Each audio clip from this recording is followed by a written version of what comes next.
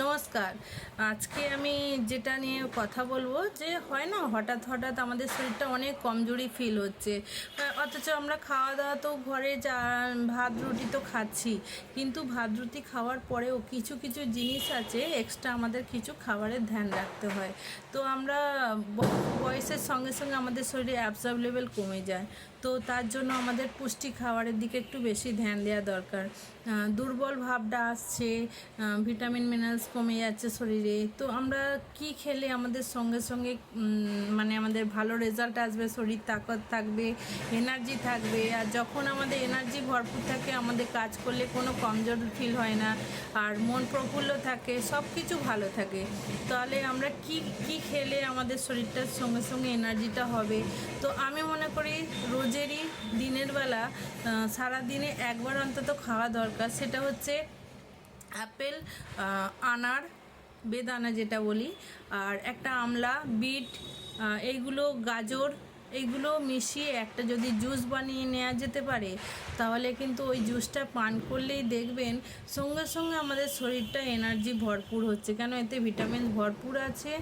আর skin চমক এসে যায়, শরীরে দুর্বলতা চলে যায়, আর শরীর খারাপ যে লেগে থাকে সেইটা কেটে যায়, মানে পুরো সুস্থ থাকে, শরীরকে গ্লো বানিয়ে রাখে, চুল ঝরা কমে যায়, স্কিনে ত্বকে কোনো প্রবলেম থাকলে ঠিক হয়ে যায়, স্কিন টান টান থাকে।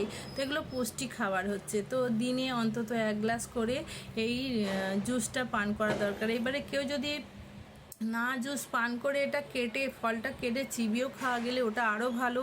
এতে জুস করে কী হচ্ছে, আমরা যখন ছেঁকে জুসটা বানাই ফাইবারগুলো ফেলে দিই, তো আমাদের শরীরে ফাইবারেরও দরকার আছে পাচন ক্রিয়া ভালো রাখার জন্য।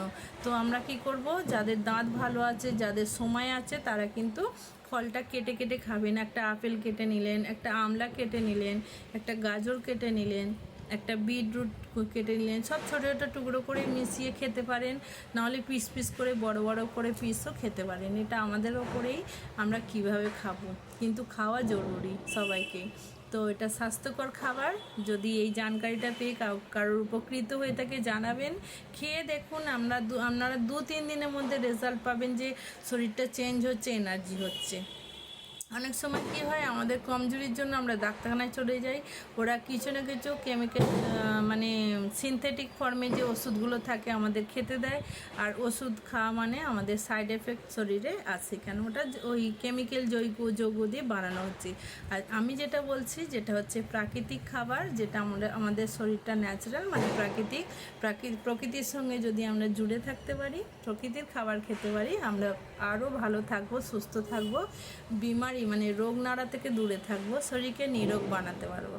এটাই ছিল আমার জানকারি। ভিডিও ভালো লাগলে লাইক করবেন, কমেন্ট করবেন, সাবস্ক্রাইব করে রাখবেন আর শেয়ার করবেন। নমস্কার।